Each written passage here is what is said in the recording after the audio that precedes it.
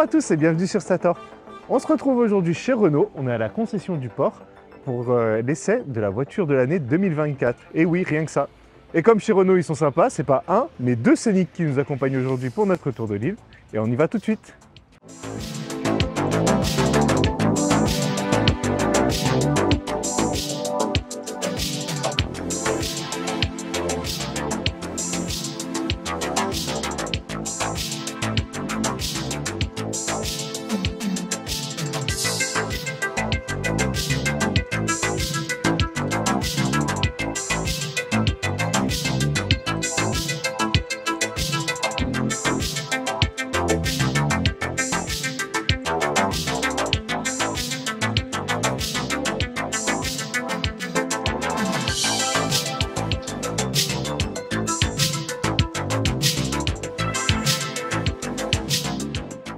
On se retrouve donc au gouffre, on n'est pas très loin de l'être installé. On a parcouru jusqu'à présent 45 km et un petit point sur la consommation.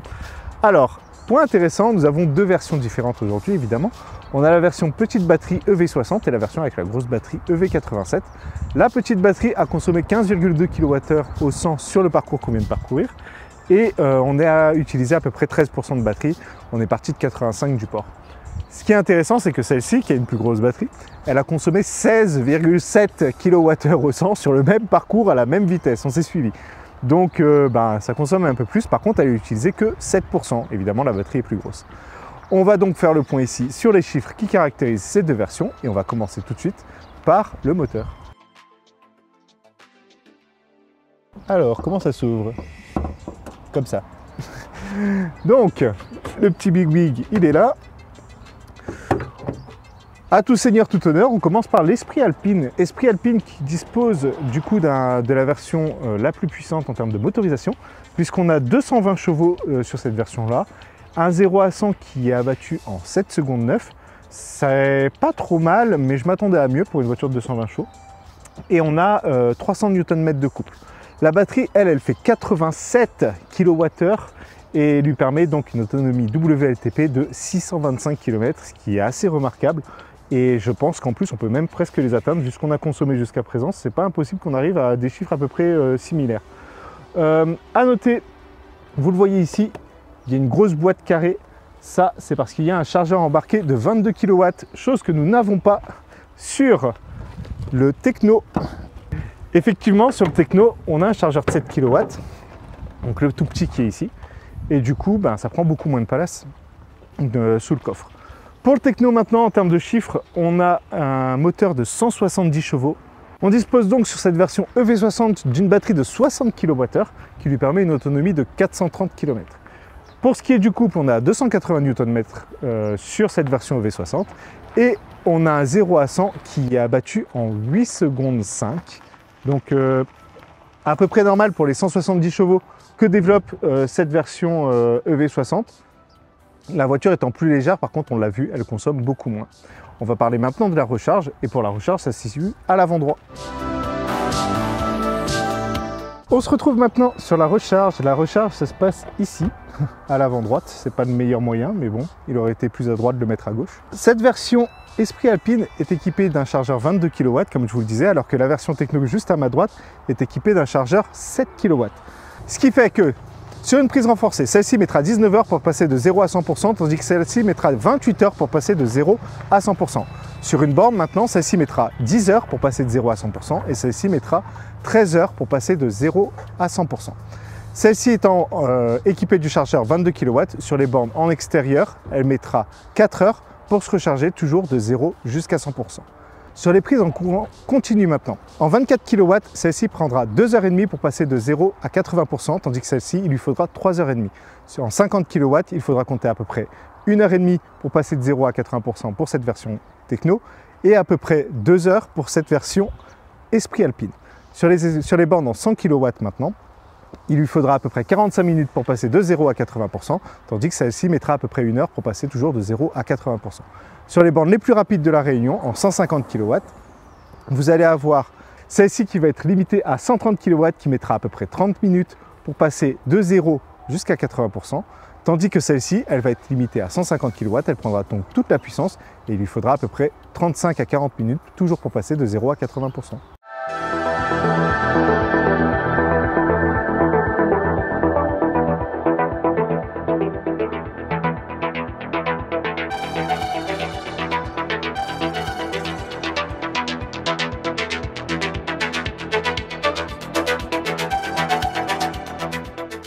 On se retrouve à Terre Rouge, on a parcouru depuis notre départ 65 km.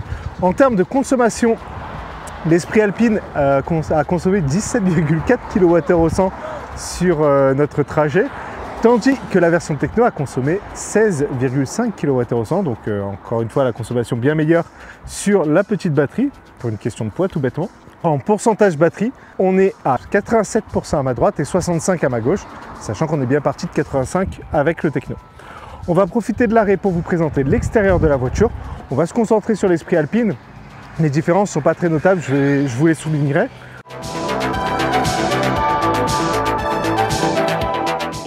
On va commencer par la partie haute. La partie haute avec ce petit travail qui a été réalisé avec des logos Renault qu'on reconnaît ici. Là. Il y a plein de petits logos Renault qui ont été incrustés dans la calandre. Je trouve le rendu pas mal. Ça lui donne un certain style, ça souligne l'image de marque de la voiture. Il faut savoir qu'elle s'inscrit bien dans la gamme Renault, puisque les nouveaux véhicules de Renault ont un petit peu ces mimiques-là. On retrouve le nouveau logo Renault bien en gros au beau milieu de la calandre. Il en impose. Hein. Moi au début je pensais même qu'il était rétro-éclairé, mais je ne pense pas que ce soit le cas. Sur le latéral, on a des feux relativement fins. On a évidemment des feux à LED et ça depuis la première version, donc ça c'est très bien. Sur la partie basse ici, de la signature lumineuse, des feux de jour qui rend aussi plutôt pas mal un petit peu cet aspect en flèche pour diriger le flux vers l'intérieur, pour diriger le regard vers la calandre. Je trouve ça très joli, ça rend plutôt pas mal sur cette signature lumineuse. Sur la partie un peu plus basse ici, on retrouve une grande grille pour aérer la batterie. Pas de volet actif sur ce Renault Scénic. Et après, à noter, ce petit travail qui a été fait ici sur le plastique. On retrouve un petit peu la même chose sur le Techno. Ça lui permet d'asseoir son style, de souligner l'image de marque, encore une fois, de ce Renault Scénic. On se retrouve maintenant sur le latéral de ce Renault Scénic. On va commencer tout de suite par vous parler des dimensions. Donc on a une voiture qui fait 4,47 m de long pour 1,59 m de haut et 1,86 m de large. À noter que la garde au sol, même si elle paraît importante, elle n'est pas si haute que ça. On a lu 12 cm sur le site de Renault, tout simplement parce que en fait c'est cet aspect là, cette pièce en plastique qui lui donne un petit peu cet aspect baroudeur, un petit peu cet aspect surélevé, mais en dessous il y a la batterie qui dépasse un petit peu, donc on a 12 cm de garde au sol. Pour rester sur le latéral, on va vous parler tout de suite des jantes, les jantes que je trouve sincèrement magnifiques, elles sont vraiment très bien dessinées. Sur cette version Esprit Alpine, on a une voiture qui rend 20 pouces ici. À noter, je vous l'ai déjà dit, la trappe de recharge sur l'avant droit, parce que pourquoi pas, hein, le conducteur qui est à gauche, il va devoir faire tout le tour de la voiture pour venir jusque là, hein, c'est très bien. Mais à part ça, j'ai pas grand chose à lui reprocher au latéral de cette voiture. Un peu plus quelconque entre guillemets que sur la face avant qui est vraiment très démarquée. Là on a une voiture qui s'insère un peu plus dans le paysage réunionnais. C'est une voiture familiale. À noter qu'elle a un peu perdu en hauteur par rapport au précédent Scénic, mais elle reste très largement logeable. Quand on est assis à l'arrière, on a très largement de la place, tout simplement grâce à sa coupe, qui est vraiment une vraie coupe de SUV, assez haute, qui libère beaucoup d'espace sur les places à l'intérieur. On dispose des poignées rétractables. À noter que c'est pas forcément hyper pratique quand elles sont rentrées, mais heureusement, grâce à la clé, on arrive à les rentrer, à les sortir. Elles sont motorisées, donc ça c'est très bien. À noter aussi cette pièce, donc le toit noir ici, qui distingue vraiment la voiture, qui lui donne un petit peu de hauteur, qui souligne encore une fois cet aspect un peu baroudeur, souligné également par les barres de toit ici en noir et en gris chromé sur la version Techno. Sur la lunette arrière, cette petite pièce en plastique là, qui a été plutôt bien travaillée aussi, qui vient apporter un petit peu de sportivité presque dans un SUV, c'est un peu bizarre à dire, mais voilà, qui va noter un petit peu cet aérodynamisme. Regardez le flux d'air, par où il s'en va, c'est par ici. Je trouve ça vraiment joli, ça fait un petit clin d'œil, un petit béquet sur la custode arrière, et on va du coup basculer sur le techno pour vous présenter l'arrière de ce Scénic. Sur l'arrière maintenant, on va commencer par souligner les choses importantes, les choses essentielles sur un véhicule en 2024. Ça s'appelle un essuie-glace, c'est formidable, mettez-le sur toutes les voitures, il y en a un sur le Scénic, il faut que ce soit sur toutes les voitures. Cet essuie-glace, il vient essuyer la vitre qui cache une caméra. Pourquoi? Parce que le rétroviseur intérieur de ce véhicule peut se transformer en écran. Donc ça, c'est très très bien. On avait déjà vu ça sur sa petite sœur, sur la Mégane. Sur la Mégane, c'était absolument indispensable parce que la lunette arrière, c'était un hublot. Ici, malgré tout, on a quand même une très bonne visibilité. Donc ce rétroviseur caméra apporte un plus, mais est un peu moins nécessaire que sur la Mégane. À noter également que la voiture est absolument sale. Et ça, ce n'est pas la faute de Renault, donc je tenais à le signaler. C'est l'ami Pierre Guy qui l'a emmené hier à Bélouve. Donc il est allé dans la boue, il est allé un petit peu crapahuter. Donc elle s'est salie. N'en tenez pas compte à Renault, c'est de notre faute. Le gros logo inscrit bien au milieu, le nom du modèle fièrement inscrit ici. On reconnaît un petit peu le E ici, qui a été travaillé comme le E de Mégane E-Tech, etc., etc. Le logo E-Tech qui est ici en jaune, à noter que sur la version Alpine, c'est l'une des différences, il apparaît en bleu. La deuxième différence sur la version Alpine que je n'ai pas signalé tout à l'heure, c'est le badge sur le côté latéral gauche. Sur la partie basse, encore une fois, un bouclier un petit peu en plastique, en noir plastique, qui rend plutôt bien. Il y a eu un petit peu de travail ici, pareil sur les côtés, c'est ces éléments qu'on retrouve aussi un peu à l'avant. Ça lui apporte à la fois un peu de cachet, mais aussi un petit peu cet aspect baroudeur dont on vous parlait tout à l'heure. Et évidemment, il est baroudeur puisqu'il peut aller à Bélouve et se salir sans inquiéter. Les feux, eux, ce sont des feux à LED. On a des feux un petit peu déstructurés qui commencent ici et qui s'écartent là. Je trouve ça assez joli, c'est assez bien incorporé. Ça, encore une fois, ça participe au cachet de la voiture. Le latéral, je vous l'ai dit, pour moi, il est assez quelconque.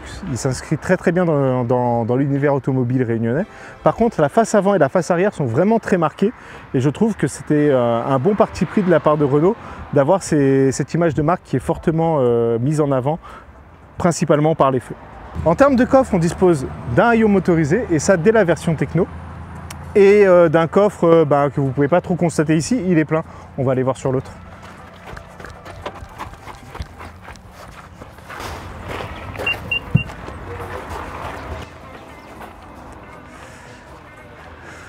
Donc pour ce qui est du coffre, on a un coffre qui fait 545 litres. C'est une dimension plutôt respectable. Après, la voiture est quand même assez grande, on est sur un CSUV.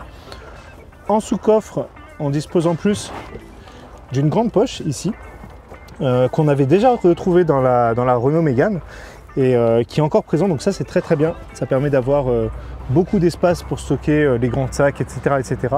La voiture est livrée avec son câble pour les bornes classiques. Alors dans le coffre, on va retrouver une prise 12 volts par ici, une petite lumière, donc ça c'est très très bien. Ici un crochet pour attacher, pour armer les différents sacs, etc., etc. Donc je regrette un peu que le fond soit pas adaptable, c'est parce qu'en fait quand on va venir charger les affaires dans le coffre, on aura tout ça à remonter pour venir les récupérer. Donc si on y met des objets lourds, c'est un petit peu embêtant.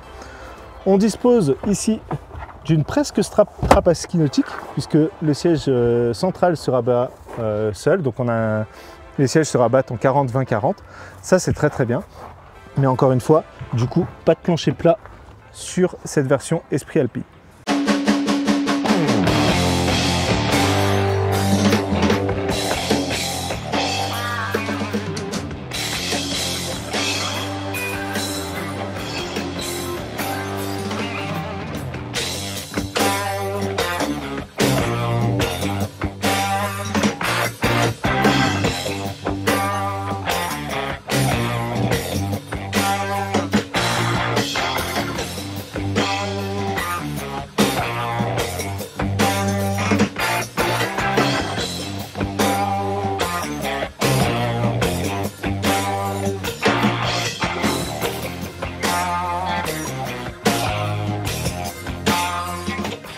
En termes de consommation, arrivé au col de Bellevue, le véhicule EV87 avait consommé 51 kWh au 100 sur la montée et avait consommé 25% pour réaliser ce trajet de 25 km. Concernant le V60, il avait consommé 46 kWh au 100 et avait consommé 26% de sa batterie de 60 kWh.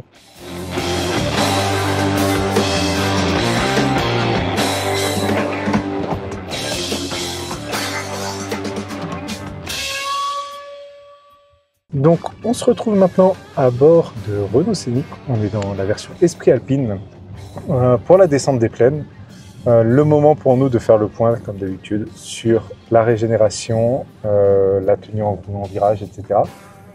En termes de régénération pour commencer, on dispose de 3 niveaux qui sont réglables au volant avec les palettes que j'ai là. Donc ça on l'a dans l'Esprit Alpine, on l'a aussi dans le Techno, mais ça a noté qu'il n'est pas dans la version de base Evolution.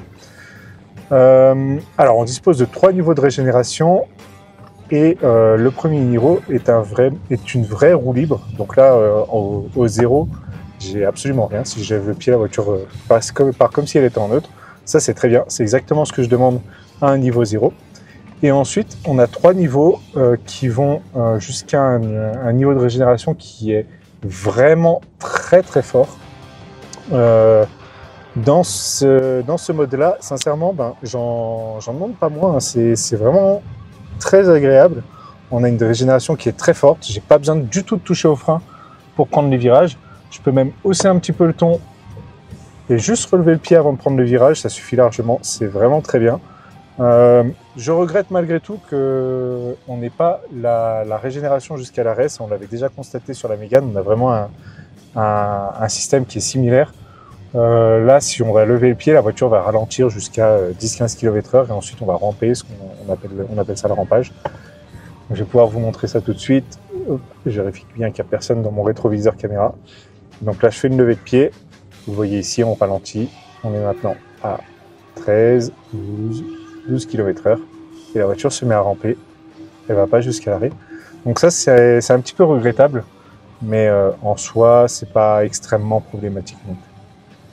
Ensuite, pour ce qui est de la prise de virage, de la tenue de route, etc., on est sur un véhicule qui fait 4,47 m, donc c'est un CSUV, donc un SUV familial. Malgré tout, on a un rayon de braquage, enfin un diamètre de braquage qui est inférieur à 11 mètres, on est à 10,9 mètres, ce qui est assez remarquable. La voiture est très maniable en ville, on s'en est rendu compte tout à l'heure en se garant.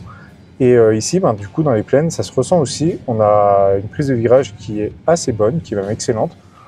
On ne dépasse pas, malgré la taille qui est quand même... Enfin, il n'est pas imposant, mais il est quand même présent, quoi. On reste facilement dans la voie. On va essayer d'hausser un petit peu le ton pour prendre un virage un peu fort, pour voir le comportement en virage. Allez, on va prendre celui-ci. Une bonne visibilité.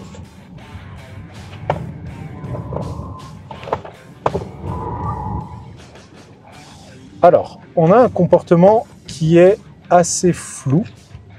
Donc, c'est pas une sportive. C'est-à-dire que je suis en sécurité. On a un comportement sécuritaire. La voiture a tendance à légèrement sous-virer, mais c'est vraiment léger. Je pense qu'il y a quand même moyen de s'amuser un petit peu en prenant des routes sinueuses comme ça un peu vite. Ça reste quand même, ça reste sur sa voie. La tenue de route est assez correcte. Mais je sens comme un petit flou dans la direction. On a un petit temps de réaction, je ne sais pas trop comment l'expliquer, mais je dois tourner le volant beaucoup plus que ce à quoi je m'attendais pour inscrire la voiture dans sa voie. Mais c'est pas forcément dérangeant. Par contre, ça exclut le caractère sportif. De toute façon, c'est pas vraiment le but de ce Renault Scénic. Ici, on est dans un véhicule qui se veut plutôt agréable, plutôt à conduire en bon père de famille, comme on dit. En termes de confort, justement, dans les plaines, on est plutôt bien maintenu. Le siège est assez confortable malgré tout, mais on a quand même des petits rebords sur les côtés qui nous maintiennent un petit peu sur les virages. On n'est pas du tout dans du siège baquet, donc naturellement, si on prend un virage à 80-90, on va se retrouver à l'extérieur de la voiture, globalement. Mais le maintien suffit compte tenu de l'aspect confortable qu'on veut de cette voiture. On veut vraiment on est vraiment sur une voiture typée confort et pas typée sport.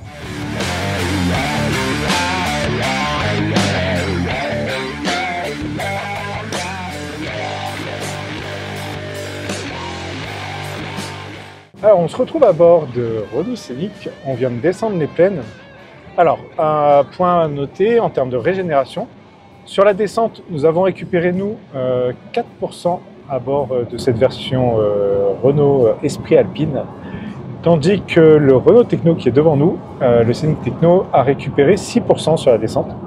Donc forcément avec une batterie plus petite. Là, on va profiter un petit peu de la 4 voies pour vous parler de la conduite sur voie rapide, tout bêtement. On est ici dans le haut de gamme, donc la version Esprit Alpine avec les sièges en cuir adaptés. On a un système sonore Harman Kardon qui marche très très bien. Sincèrement, le son est très bon dans ce Renault Scénic et Esprit Alpine. Malheureusement, on n'a pas ce système de son là dans le Scénic Techno, où le son est correct, mais pas exceptionnel non plus. Ici, vraiment, on est sur un son premium et ça s'entend très très bien. En termes de bruit, donc là, on est à 110. J'ai pas eu besoin de ralentir pour pouvoir tourner cette séquence. C'est plutôt bien filtré. On a quelques bruits de roulement, donc ça c'est plutôt une bonne chose. Ça veut dire qu'en changeant les pneus, on va pouvoir régler ce problème-là. On a aussi quelques sifflements au niveau du rétroviseur, au niveau de l'aéro, mais c'est vraiment léger. Le plus dérangeant reste le roulement entre guillemets, mais ça reste malgré tout tout à fait soutenable. Après, pour ce qui est de la tenue de route, de la conduite en elle-même, là sur voie rapide, j'ai pas grand chose à lui reprocher, il fait plutôt bien le taf. On a une assise qui est très correcte, qui permet très largement de prendre la route pendant plusieurs heures d'affilée sans avoir de mal au dos ou quoi que ce soit. On a tous les systèmes d'aide à la conduite sur ce Renault Scénic, et ça dès la version techno. Sur la version évolution, il n'y a pas de régulateur adaptatif, mais là on a bien le régulateur adaptatif avec le maintien en voie automatique. Et un point à noter, c'est que le maintien en voie, le volant, il est capacitif. Donc en fait, ce qui se passe, c'est que si je lâche les mains, donc la voiture garde sa voie, il n'y a pas de problème. Et je n'ai pas besoin de tourner le volant précisément pour pouvoir lui dire que je suis bien là. Juste en le touchant, ça suffira. Voilà, là j'ai l'alerte qui se met au volant, me disant de garder les mains au volant. Et il me suffit juste de tenir le volant, enfin de le toucher pour que l'alerte s'en aille. Ça, je trouve ça vraiment très bien. On avait déjà ça dans la Renault Mégane. Au-delà de la conduite semi-autonome, on dispose d'autres aides à la conduite, ce qu'on appelle les ADAS. On a le capteur d'angle mort, donc qui s'affiche dans les rétroviseurs s'il y a du monde dans mon rétroviseur quand je vais activer les clignotants. Naturellement, on a les feux de jour automatiques, les pleins phares automatiques sur cette version Esprit Alpine. Également sur la techno, mais pas sur l'entrée de gamme. Les pleins phares sont manuels. Pour finir, on a également la caméra 360 qui a un rendu correct, mais pour moi, c'est vraiment... Enfin, si j'ai un truc à reprocher à ce Renault Scénic, c'est la qualité de la caméra 360. Ça reste visible, mais je m'attendais à un petit peu mieux quand même.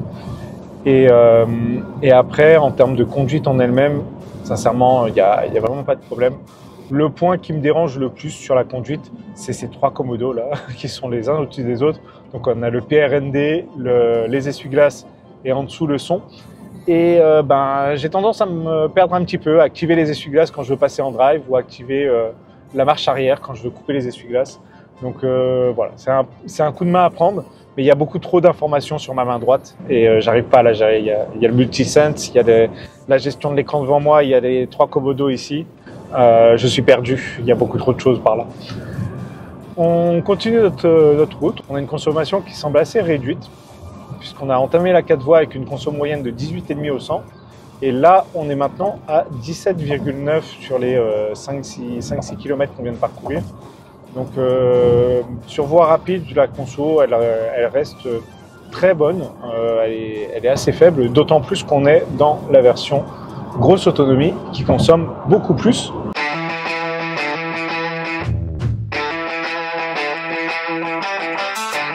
On se retrouve maintenant à bord du Renault Scénic Techno. C'est important de le préciser parce que on va repartir, là on est en arrêt technique à Saint-Denis.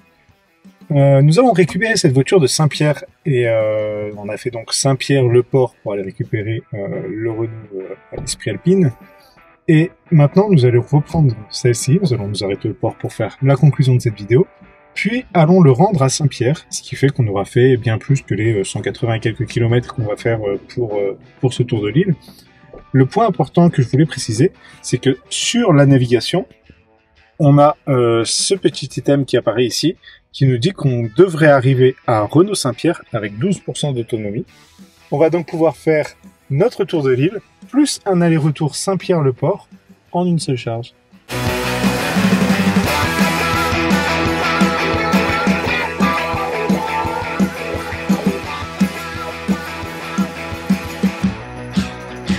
On est arrivé à la Grande Chaloupe, donc on a parcouru jusqu'à présent 170 km, on a bientôt fini, on va s'arrêter au port aujourd'hui. Un petit point de consommation, donc la version EV87 derrière moi a consommé 17,4 kWh au 100 sur ce parcours, ce qui est relativement élevé, il faut le dire, là où la EV60 n'a consommé que 16 kWh au 100, ce qui pour le coup est très correct. En termes de batterie, la EV60 elle est actuellement à 36%, on est parti de 85 ce matin, donc on a à peu près utilisé la moitié de la batterie pour faire notre tour de l'île. Et ici, on est à 65%. On va profiter du spot, de la route du littoral qui est derrière nous, pour vous présenter l'intérieur de la voiture et on commence tout de suite par l'avant. Suivez-moi.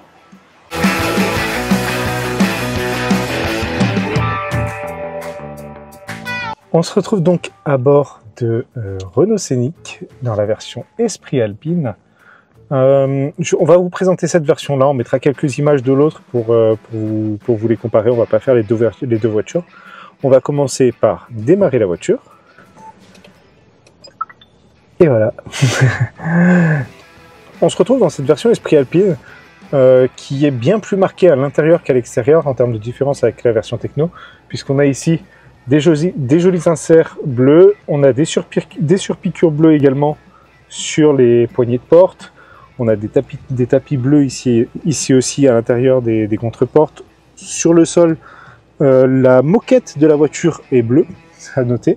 Donc on n'a pas les tapis sur ce véhicule-là, mais ils sont naturellement livrés avec la voiture normalement. Donc on a un petit peu de surpiqûre, un peu de partout. Ça rend très très bien. Je trouve que ça donne beaucoup de cachet à la voiture. C'est tout à fait le nom de la voiture. C'est l'Esprit Alpine. C'est-à-dire que on est dans un esprit sportif.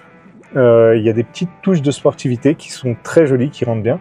Mais on n'est pas dans une voiture qui se veut sportive. Je pense que c'est avant tout une voiture familiale qui se veut plutôt confortable. Pour parler un petit peu de ce qui m'entoure, j'ai un joli volant gainé de cuir, avec aussi même un petit peu d'alcantara sur la partie basse, des boutons en noir laqué, parce que comme on appuie dessus, du coup on laissera bien les traces là où il faut, c'est parfait.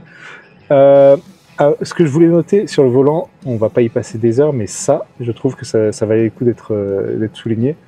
On a des surpiqûres bleu, blanc, rouge du plus bel effet. C'est une voiture française, fabriquée en France. Ils en sont très très fiers et ils ont bien raison. Sur le volant, comme je vous le disais, on va pas passer des heures et des heures. C'est vraiment quelque chose qu'on a retrouvé sur la Renault Mégane, avec toute la partie gauche qui va régler le régulateur adaptatif et les aides à la conduite. Sur la partie droite, on va pouvoir à la fois jouer avec la partie média en déclenchant le téléphone ou la commande vocale Google, vu qu'on a Google Automotive dans ce véhicule-là. Donc on va pouvoir changer l'affichage de l'écran qui est devant moi en faisant défiler différents éléments. Je trouve ça plutôt joli, c'est plutôt bien fait. Et ça permet d'avoir différents affichages, d'avoir différentes informations. À noter qu'on peut avoir le GPS sous les yeux du conducteur, donc ça c'est très très bien. Pour se décaler maintenant sur la partie centrale, on est dans cette version Esprit Alpine sur un écran de 12 pouces orienté verticalement, c'est assez rare pour être précisé, donc ça c'est très bien pour le GPS. En fait on a notre GPS qui s'affiche en vertical et c'est un peu plus lisible. À noter que sur la version Techno qui est là-bas, on a le même écran, c'est sur l'entrée de gamme, on n'aura qu'un écran de 9 pouces uniquement. Cet écran il est assez complet, on va pas repasser sur toutes les fonctionnalités puisque c'est des choses dont on a déjà parlé, c'est Android Automotive. On a tout ce qui est Google Play, le Play Store, etc. qui va vous permettre d'installer toutes les applications Google auxquelles vous êtes habitués, donc ça c'est très bien. Pour les gens qui sont habitués à Android, ça se prend très rapidement en main. Toi côté iPhone, ça va, tu es pas trop perdu. Bon, même un utilisateur d'iPhone s'en sort plutôt bien, donc il n'y a pas trop de soucis. Je suis vraiment fan de la fluidité, surtout de réactivité de cet écran. La qualité aussi de l'image, on a quelque chose qui rend très très bien. On a un menu voiture évidemment avec les différents modes de conduite qui sont réglables ici en plus de la commande au volant multisense. Un petit menu électrique, parce qu'on est dans une voiture électrique, qui va vous permettre de régler le pourcentage de batterie à recharger, la programmation, etc., etc. Un affichage du pourcentage de batterie qu'on a à la fois ici et là. Donc ça, merci Renault, c'est très très bien. Afficher le pourcentage de batterie, c'est hyper important. Dans les réglages, on va pouvoir paramétrer le bruit émis par la voiture, parce qu'il faut savoir que le bruit qui est émis par la voiture par défaut, il a été configuré par Jean-Michel Jarre, rien que ça. Encore une fois, une voiture franco-française faite par des Français pour des Français, c'est très très bien. C'est même pas ironique en plus, j'aime beaucoup cet aspect un peu cocorico qu'on va retrouver via d'autres petites touches dans la voiture que je vais vous montrer juste après. Mais ça, je trouve ça sympa, ce petit clin d'œil avec Jean-Michel Jarre. Sur la partie basse de l'écran, cette partie climatisation qui va rester systématiquement, donc ça c'est plutôt pas mal. On va pouvoir accéder systématiquement aux différents boutons de clim, donc pour régler la synchronisation, etc., activer ou désactiver les sièges chauffants. Mais la clim en elle-même, elle se règle via des bons vieux gros boutons physiques. Et ça, c'est bien. Les boutons physiques, c'est top. Mettez des boutons physiques dans toutes les voitures. Parce que maintenant, quand je conduis, eh ben, je peux jouer avec mon bouton physique et savoir qu'il réagit. Ça bouge. Ça fait du bruit quand j'appuie dessus. C'est ça que je veux. Voilà. Je le dis. Donc tout ce qui est clim se règle via ces boutons physiques là, c'est très très bien. Un petit bouton pour verrouiller et déverrouiller la voiture. Les clignotants, enfin les warnings qui sont juste là. Tout ça, ça a été plutôt bien posé. Tout est à portée de main et ça tombe assez bien sous la main. C'est très très très ergonomique et très facile à utiliser au quotidien. Ensuite, en termes de rangement, c'est important de le noter. Renault en est très fier, ils estiment qu'il y a 38 litres de rangement à l'intérieur de cette voiture. Alors, c'est pas 38 litres en une fois, il n'y a pas un frunk dans cette voiture, mais malgré tout, il y a plein de petits rangements assez sympathiques et assez bien placés. Déjà, cette grande poche centrale qui est configurable, puisqu'on peut enlever ces éléments-là pour avoir une grande poche complètement libérée, ou alors on peut les remettre et les réajuster en fonction de ce qu'on veut, et on va pouvoir ainsi mettre un porte-gobelet qui se configure comme ça. Donc ici on peut mettre notre gobelet tranquillement. En plus du porte-gobelet classique qui est ici. Donc ça c'est plutôt bien pensé. On a là-bas dessous une prise. On a là-bas dessous une prise 12 volts tout au fond. Elle est un peu loin, mais sincèrement moi ça ne me dérange pas parce que les prises 12 volts c'est pas quelque chose qu'on manipule tous les jours. Donc qu'elle soit là et qu'elle soit cachée là-bas, en plus avec la grande poche devant qui permet de ranger les différents éléments qu'on veut recharger, je trouve que ça rend, enfin je trouve que c'est plutôt ingénieux. Ici, un petit support pour le téléphone qui est composé d'un petit antidérapant, donc le téléphone il bougera pas trop. On a naturellement la recharge à induction sur cette version Esprit Alpine. Je pense qu'il est un peu petit. Moi j'ai un Google 6A, un Pixel 6A qui est plutôt dans la famille des petits téléphones. Je suis pas certain qu'un S24 rentre là-dedans. Mais voilà, donc en tout cas il y a ceci qui est à noter. À noter aussi, on retrouvera ça également à l'arrière. Bon, on a une petite place ici pour pouvoir poser le téléphone, comme ça ou comme ça. Je trouve ça vraiment bien pensé pour l'avoir sous les yeux. Si des fois que avoir la carte à la fois ici et là, ça suffirait pas, on pourrait aussi l'afficher sur le téléphone juste là. Voilà, c'est au cas où vraiment vous avez vraiment besoin de 3 cartes. Voilà. Si on revient maintenant un petit peu par ici, on a une petite poche juste là qu'on peut cacher en plus en faisant glisser la coudoir dessus, donc on va pouvoir ranger des petites pièces là-dedans, c'est plutôt pas mal. La coudoir, il tombe sous la main, il est réglable comme je viens de vous le montrer, j'aime beaucoup, il est très doux, il est très soft, très moelleux, j'aime beaucoup la matière. J'aime beaucoup moins comment il s'ouvre, parce qu'en fait là-dessous il y a un petit bouton. Ce bouton, vous avez l'impression qu'il faut le tirer pour relever la coudoir, et non, il faut appuyer puis tirer. Voilà, donc moi je m'y suis perdu, et vous vous perdrez aussi, mais c'est pas très grave, on s'y fait. La poche, elle est assez petite par rapport à la taille de la coudoir. Je m'attendais à quelque chose de plus grand, mais elle est assez profonde. On va pouvoir se vider les poches facilement, donc c'est pas dérangeant au quotidien. Mais voilà, c'est quelque chose. Je m'attendais à quelque chose d'un peu plus grand. Et enfin, pour finir, on va parler un petit peu des matériaux. Je vous ai déjà fait un petit topo avec les petites surpiqûres, mais sincèrement, on est dans du premium, allez, du généraliste premium, on va dire, puisqu'on commence à trouver ce genre de matériaux même chez les généralistes maintenant. Mais on a bien les surpiqûres. On a des petits chromes là devant toi, Fabien, tu as un joli chrome ici. La LED qui est là, qui est évidemment configurable et qui change de couleur quand on change de mode de conduite. Ça, je trouve ça, enfin c'est des détails, mais je trouve ça franchement bien fait. Après, assez peu de plastique dur. Là, c'est du pseudo-rembourré. Là, c'est du dur. Ici, c'est du rembourré. Là, c'est pareil. Donc, sincèrement, on a des matériaux plutôt de bonne qualité. Même la poignée de porte est en noir laqué. Comme ça, c'est bien. S'il y a un truc qu'on attrape dans la voiture, c'est la poignée de porte. Donc, c'est hyper important de la mettre en noir laqué pour qu'elle ait bien les traces de doigts dessus. Comme ça, vous savez qu'elle est à vous. Vous pouvez vérifier votre empreinte digitale avec. C'est parfait. Mais à part ça, sincèrement, on a des matériaux de très bonne qualité et assez nobles, il faut le dire. Un dernier détail que je voulais vous montrer, c'est ce bouton-là. Et ce bouton-là, je vais vous dire quelque chose, moi, il me sert à rien. Parce que j'adore conduire avec toutes les ADAS activées tout le temps. Mais pour les gens qui n'aiment pas ça, vous allez pouvoir désactiver toutes les ADAS en un seul clic. Vous appuyez là et il y a toutes les ADAS qui s'arrêtent. Naturellement, chaque fois que vous allez devoir redémarrer la voiture, il va falloir réappuyer sur ce bouton, mais c'est beaucoup plus pratique que sur d'autres voitures où il faut aller trifouiller dans l'écran. Là, un seul bouton, c'est réglé. Ensuite, sur cette partie avant, on va avoir la caméra rétroviseur dont je vous parlais tout à l'heure, qui a un rendu qui est plutôt correct. Sincèrement, je ne suis pas du tout fan des rétro-caméras, mais celle-ci est plutôt bien faite. À mon avis, le plan n'est pas assez large. C'est-à-dire que j'aurais aimé avoir un plan un peu plus large pour avoir la voiture qui soit un peu plus loin de moi. Quand il y a une voiture qui me suit, je la vois vraiment très près dans le rétroviseur, alors qu'en fait, elle ne l'est pas tant que ça. Mais à part ça, j'ai rien à lui reprocher.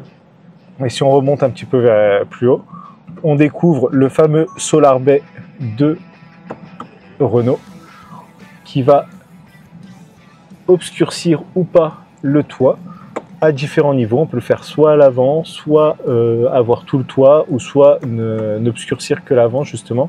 Je trouve que c'est vraiment bien, le rendu est magnifique et c'est un vrai esprit pratique. C'est-à-dire que là, avec le toit entre guillemets complètement ouvert, on a vraiment tout le soleil qui rentre d'un seul coup.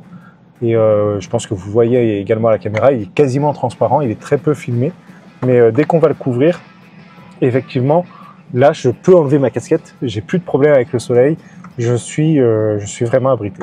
On va passer l'arrière pour l'habituel plan de 20 derrière 20.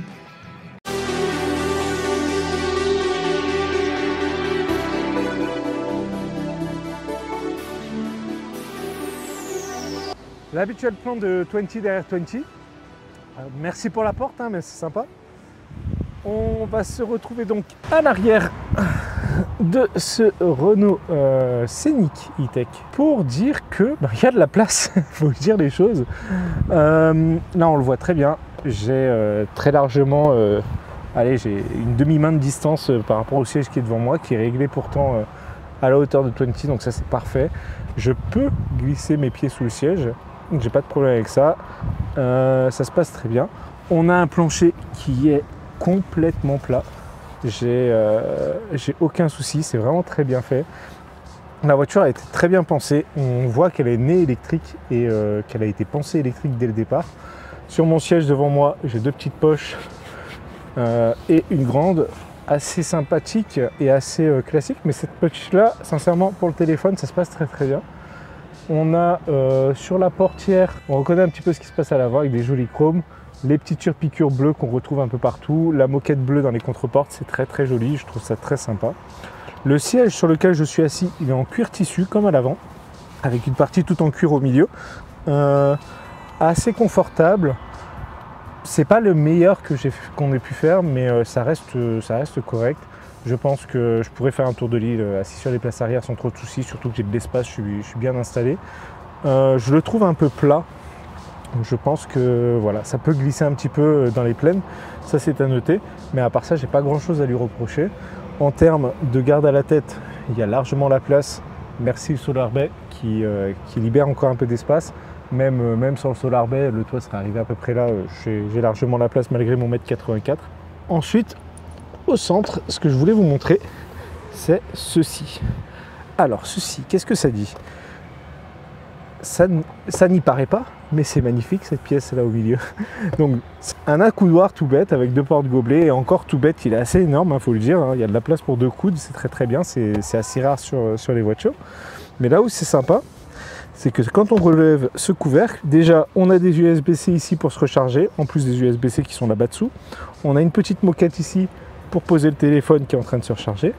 Et on a tout ce gros bazar. Alors qu'est-ce que c'est tout ce gros bazar? Regardez ça. À quoi ça peut bien servir? Et bien tout simplement, pour un téléphone sans coque, il faut le préciser, vous allez pouvoir le faire glisser ici. Hop. Et voilà. Je suis posé tranquillement pendant 2 heures. Je peux regarder mon petit film tranquillement sur mon téléphone. Je peux le mettre en charge via l'USB-C. C'est vachement bien pensé. C'est absolument inutile, donc absolument nécessaire et indispensable. Franchement, c'est bête, hein, mais voilà, c'est ce genre de détail qui fait que on est à l'aise ou pas à l'arrière d'une voiture. On dispose aussi, comme je vous le disais tout à l'heure, de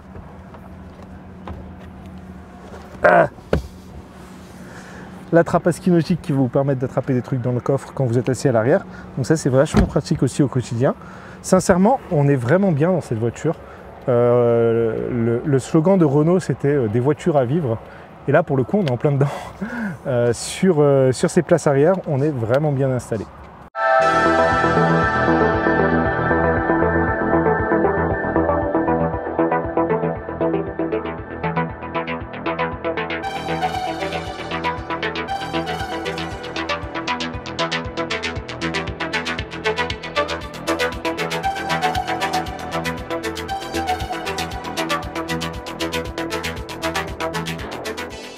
On est arrivé, on a terminé notre tour de l'île, on a parcouru aujourd'hui 190 km, on a fait quelques petits détours. En termes de WLTPI, on va commencer par celle qui est derrière moi. On a parcouru donc ces 190 km avec une consommation de 17,4 kWh au 100 sur l'Esprit Alpine. Et on est actuellement à 63% de batterie, ce qui fait que avec les 190 km, on atteint un WLTPI de 515 km pour notre usage d'aujourd'hui, à savoir un petit peu bourrin, il faut pas se le cacher. Sur la version techno qui est là-bas, on est maintenant à 33% de batterie. On a parcouru évidemment le même parcours de 190 km, ce qui nous donne un WLTPI de 365 km sur cette version EV60. Donc 365 km, 515 km contre les WLTP qui sont à 430 et 625. Vous allez pouvoir atteindre les WLTP sur des conduites calmes, en ville, en roulant un peu plus doucement à 90, etc. Nous, comme d'habitude, on le reprécise à nouveau, on utilise la voiture au maximum de ses capacités. Elle est annoncée sur un 0 à 100 à 7 secondes 9, et ben on l'a fait en 7 secondes 9, voilà, c'est comme ça. On a un usage plutôt intensif des voitures, ce qui explique qu'on a une consommation un peu plus haute que ce que vous allez avoir dans la vraie vie. Maintenant, l'heure de parler des tarifs de ce Renault Scénic. Nous avions aujourd'hui derrière moi la version Esprit Alpine, donc c'est la version la plus chère avec tous les équipements qu'on vous a montrés. Donc on a le toit solaire Solar Bay qui s'obscurcit avec une simple pression sur un bouton, les jantes en 20 pouces, tous les petits aspects Esprit Alpine, donc les surpiqûres bleues, etc., etc. Les sièges qui sont en cuir spécifiques sur cette version-là.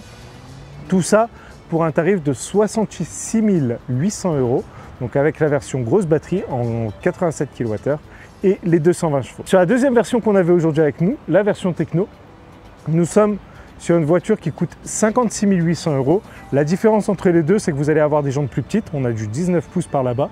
On perd le Solar Bay, on perd l'Harman Kardon, et ça, c'est une grosse perte, selon moi. Et on a une version avec la petite batterie, petite entre guillemets, puisqu'on a quand même 60 kWh pour 170 chevaux, contre 87 ici. On perd également sur cette version techno le chargeur triphasé. Là-bas, on est limité en 7 kW sur la recharge en courant alternatif. Et pour finir, il y a sur la version entrée de gamme, appelée Evolution, à 50 500 €. C'est la même base que la version techno, sauf qu'on va perdre le haillon motorisé, la caméra 360, et on a un écran plus petit, puisqu'on dispose maintenant d'un écran 9 pouces sur la version Evolution. Et je pense que du coup, on perd également le Google Automotive, mais c'est à vérifier. En tout cas, aujourd'hui, c'était 20 pour ce petit tour de l'île. Lui, il est prêt à en refaire un. N'hésitez pas, abonnez-vous, partagez la vidéo. Vous le savez, c'est comme ça qu'on vous fait vivre ces essais. Merci beaucoup. C'est grâce à vous qu'on peut faire ces différents essais. C'est grâce à vous que Renault nous a fait confiance en nous prêtant non pas une, mais 2 voitures aujourd'hui. Donc, abonnez-vous, partagez tout ça. Et on se retrouve très vite pour un prochain essai. À bientôt les électrifiés.